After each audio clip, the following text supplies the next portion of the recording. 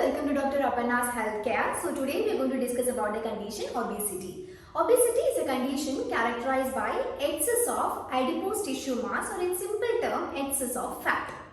Although it's considered as equivalent to increased body weight, it's not the case always. So a person who is lean and muscular may have increased body weight according to the numerical standards, but the adiposity may be low.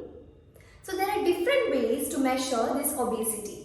The most widely used method to measure obesity is BMI or body mass index. Body mass index is nothing but the weight in kilogram divided by height in meter square. There are different ways to measure obesity, and this include measuring the skin fold thickness, measuring the weight underwater, CT, MRI, electrical impedance, etc.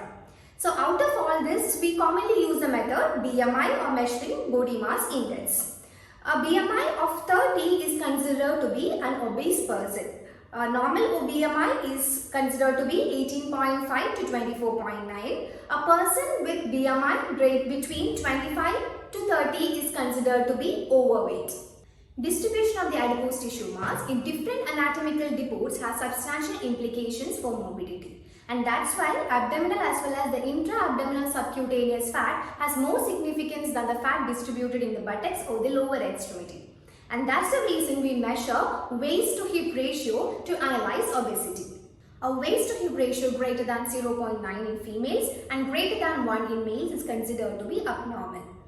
And if you notice the risk factors of obesity, that is hypertension, hypercholesteremia or diabetes mellitus, all these diseases, they are more linked to fat distribution in upper part of body than lower part of body. And the reason for this is the adipocytes or the fat cells around the abdomen are lipolytically more active than the fat cells in the lower part of the body.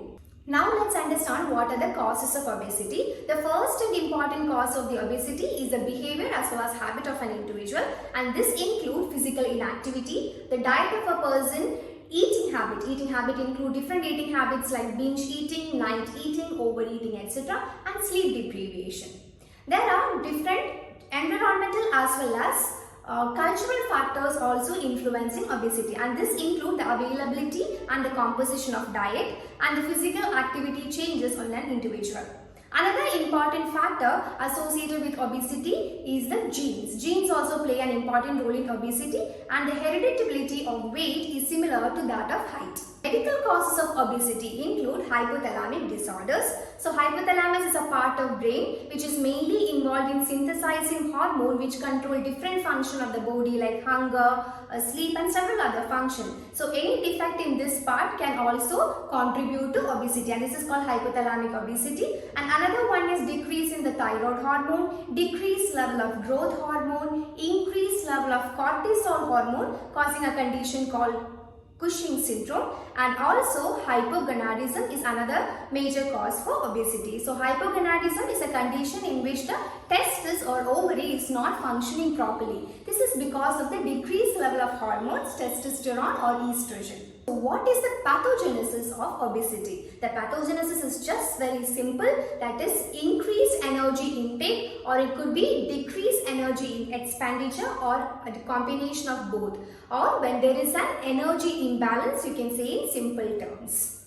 Now let's understand what are the complications of obesity. So obesity can lead to many serious disease conditions like diabetes, increased blood pressure, that is hypertension, hypercholesteremia, and increased body weight can affect the weight bearing joints causing osteoarthritis. It can lead to stroke. It can cause obstructive sleep apnea, that is breathing difficulty during the sleep, and the person gasps for air in between the sleep, and the person may snore during the sleep due to it. And another common problem that is seen is obesity hypoventilation syndrome. So this occurs because when the person is overweight, it causes a pressure upon the chest wall, and the normal breathing is affected in this case, and also it affects the brain's breathing center. Another common disease condition caused due to obesity is gastroesophageal reflux disease, that is the stomach acid or the stomach contents goes back to the esophagus or food pipe. The symptoms of gastroesophageal reflux disease include heartburn, regurgitation, nausea and belching. It can also cause diseases like varicose vein, gout, urinary incontinence, that is inability of the bladder to control the urination, etc. Obesity can also cause several heart-related problems, liver disease, fatty liver, depression, etc. It can also contribute to development of metabolic syndrome. So metabolic syndrome is a condition characterized by obesity, hypertension, hypercholesteremia, as well as diabetes mellitus. So how to get rid of obesity? First, address the underlying cause of obesity, then follow a diet which is rich in protein as well as fiber and low in carbohydrate. Make sure that you take food which is low in glycemic index. So glycemic index is a numerical value that is given to food from 0 to 100. That is the level of the glucose in body after 2 hours after eating the meal.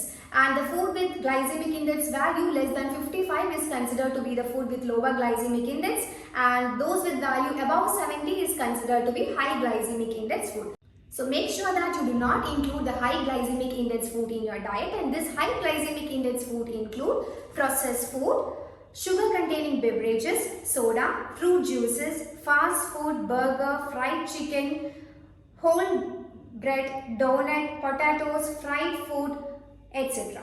A diet plan which I would advise will be intermittent fasting. So intermittent fasting means limiting the food intake for a particular period of time and then fasting for the remaining period of time. So the widely used time for intermittent dieting, that is intermittent dieting plan, is fasting for 16 hours and taking food for 8 hours. So during this fasting time, you can intake a large amount of water as well as healthy beverages, and this help in reducing the weight. This intermittent fasting can be done for 3 or 4 days in a week, and this help in bringing down the weight. Intermittent fasting not only helps in bringing down the weight, it also helps in muscle toning and maintaining the youth in ourselves. Along with all this diet, make sure that you do exercise on regular basis and always set realistic goals and work for the goal. And I hope you all are very clear about this video regarding obesity. If you have any further queries, you can contact me, Dr. Aparna's Healthcare. Thank you all.